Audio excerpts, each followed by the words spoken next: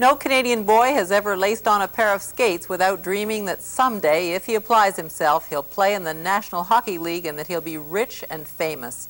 But for every player who makes it, there are dozens who don't, who labor in the twilight zone of professional hockey, playing in leagues like the International.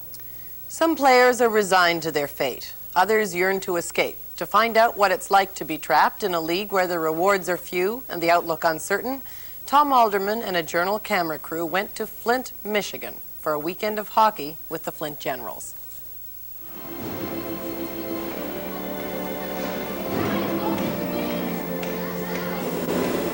Flint, Michigan is not where a Canadian boy dreams of playing when he embarks upon a pro hockey career. It's in the International League, which is just about the last rung on the ladder of professional hockey.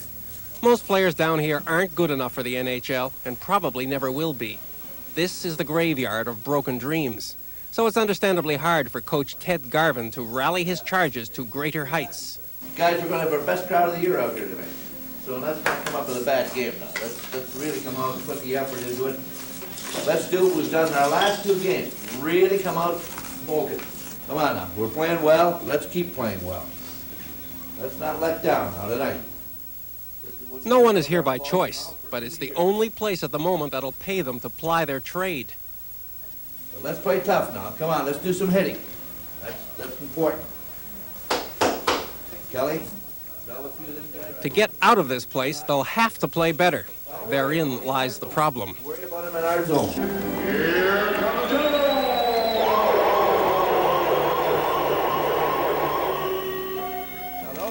Oh, there are terrible things going on out there.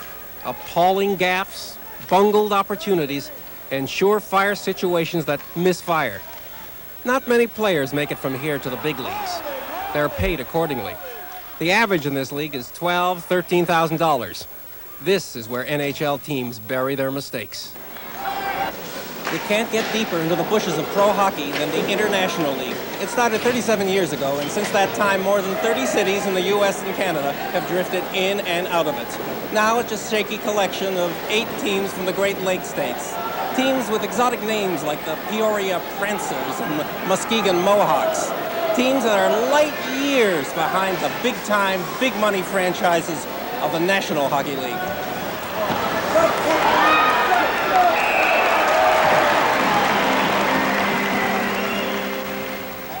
There's not much to please the eye in Flint. Businesses are shuttered, pedestrian traffic almost non-existent. You'd stay off the streets too if you knew the crime rate. Even the main street's deserted. That's what happens in a blue-collar town that depends on the sagging auto industry. There's heavy unemployment. Yet this is the latest stop in the career of 23-year-old Bob Phillips, gypsy defenseman. In junior, I was in Niagara Falls. Then I was in Sault Ste. Marie. From there, I played in Kalamazoo still a junior age. I went to Philadelphia, Johnstown, Pennsylvania, Richmond, Virginia, played a little bit in Wichita, Kansas in the Central League, was asked to go to Milwaukee, then went to Fort Wayne when I didn't like it in Milwaukee, and then was traded to Flint, Michigan, and here I am. After the game, to a nearby bar to bask in the glory accorded even small-time heroes, and to gossip of other players who never get their names in the hockey news. You remember Gary Risley? The veterans hold court at the bar. Len Fontaine, who played briefly for Detroit, even scored a few goals before being cut. And Dennis DeRozier, who came just for a year, he said, and is still here 10 years later. He knows what the players in this league lack. Talent. If anyone escapes, it's usually the goalies. They get lots of practice in a league that isn't too strong on defensive skills. Planning his escape is Peter Horacek, who was sent down early this season. When you get here, I mean, everything's a little different. Everything's not quite as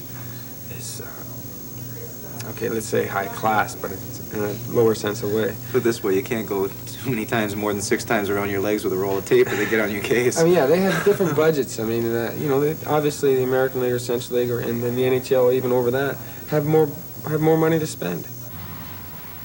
This league isn't for the jet set. Bus trips are long and exhausting. Round and round you go, from Michigan to Ohio, Indiana to Wisconsin. Goodbye, Kalamazoo. Hello, Milwaukee. See you tomorrow night in Fort Wayne. You catch up on your sleep as best you can.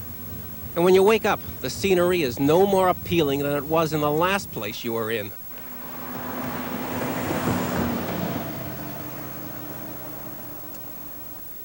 Behold, the home of tonight's opponent, the Toledo Gold Diggers.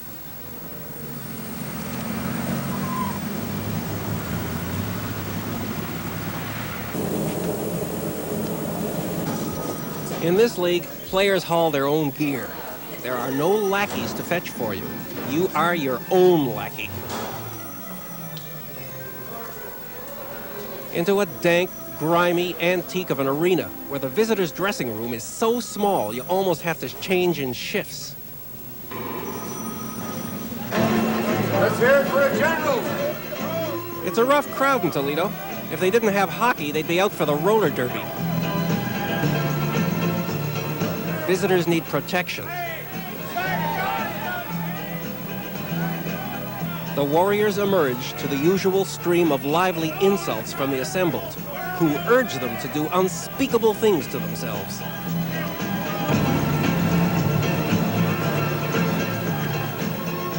And so to battle. The players aim to please, to give the fans what they've obviously come for.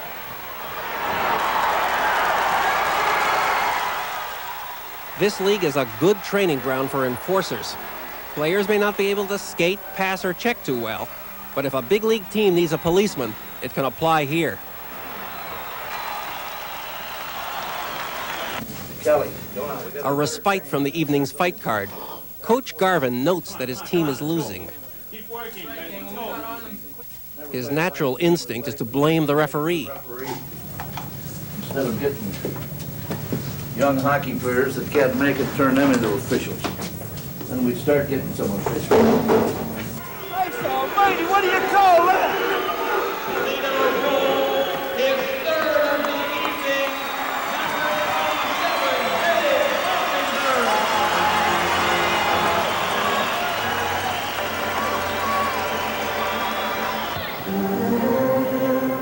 Once, many years ago, Garvin was anointed coach of Detroit Red Wings. He lasted 12 games before being asked to leave. It was back to the IHL, where he's been ever since, enduring the indignities of life in the bushes. Tonight, another defeat. Ted will have to have a word with his charges. But what is there left to threaten them with? Backstage, he philosophizes in the coach's inelegant quarters in a boiler room. I think they're coddled and babied too much anymore. Hey, not in this league, they're not coddled and babied. Come on. Well, yeah, some of them are treated too damn good. They won't be treated as good. Treated good in this league? Yeah, they're treated good in this league. How so? Well, treated very, very well. Well, that's his opinion. He's been down so long it looks like up to him. It'll be a miracle if anyone can reclaim his own jockstrap from that mess on the dressing room floor. No overnights in hotels in this league. A post-game repast is a quick trip to a fast food takeout counter. There has to be a better way for healthy young men to earn a living and make their mark in the world. But these players have decided that despite the outrageous slings and arrows heaped upon them, they're still out to make it into the NHL. Oh, definitely. Definitely. That's the goal. I mean, it's still my goal. I mean, if I didn't have that ideal in my mind that I can still play and have that drive to go to the NHL, I mean, I might as well pack up the game now. The itinerant defenseman also hasn't lost his zeal for the game. He still dreams of making it. Hopefully I'll smoothen out a couple rough edges that people think are holding me back, and maybe it'll be a break. Maybe there'll be a flurry of injuries amongst certain defensemen on a certain team. They don't have enough contracted players to bring up, and I might get a look. And there are those like Dennis DeRozier, who's made a life in the IHL. He married a local girl and bought into a bar. I don't know. When you do something for your whole life, you just you understand it. You're doing something that you understand. You understand the people involved. You understand the personalities involved. You understand the life. You like the life. You like all the stuff that goes with it. And it's just the life that, you know, it's something that you know, so you like. Another night, another game. There's always the hope a big league scout will be in the crowd.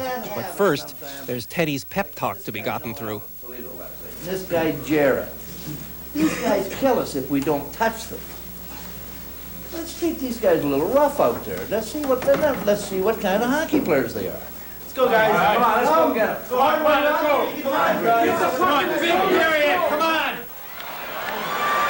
If the scout sees this, maybe Bob Phillips will get the call.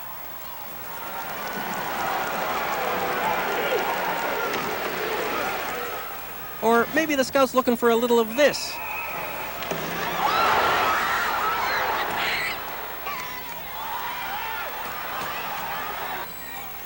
If you don't deliver here, you're fired. Just like any other blue-collar worker. No severance pay, no pension, no buying up of contracts.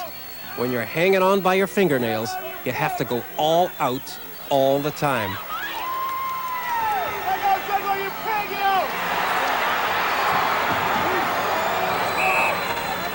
Here resides hockey's real lunch bucket brigade. The talent down here has been assessed, found wanting, and in most cases dismissed. And still they play, hoping for a shot at the big league, but knowing they're probably not up to it, for they're flawed. To know that about yourself and to still go out and deliver the goods as best you can, that's the mark of the professional. And these are professionals, playing for whatever they can get in whichever league will have them. I'm Tom Alderman for the Journal.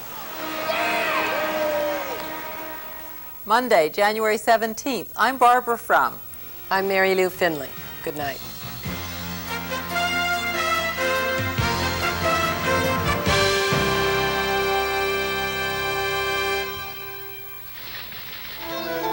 This is CBC.